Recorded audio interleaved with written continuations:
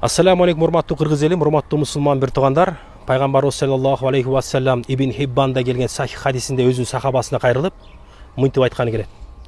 О Кабу, арам тамак менен өскөн адамдын эти жана каны жаннатка кирбейт, ал тозокто болот деген. Бул хадисте пайгамбарыбыз саллаллаху алейхи ва саллям арам тамак менен азыктанган дене жаннатка кирбейт деп жатат. Ошондо мусулман бир туугандар, адал жол менен ырыскы табууну үйрөнөлү. Арам жолдордон узак бололу.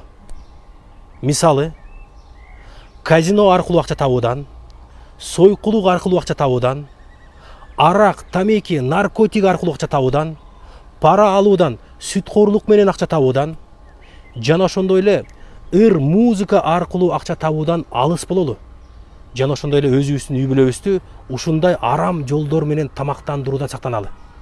Анткени пайгамбарыбыз саллаллаху алейхи ва саллям арам жолдор менен азыктанган дене тозокко кирет, ал жаннатка кирбейт деп турат.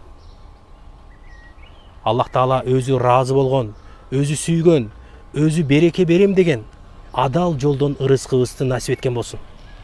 Аллахтын ачуусун келтирген, Аллахтын каарын келтирген, Аллахты нааразы кылган, Аллах жанчыдагы азап берем деген арам жолдордон ырыскы табуудан бизди узак кылган болсун.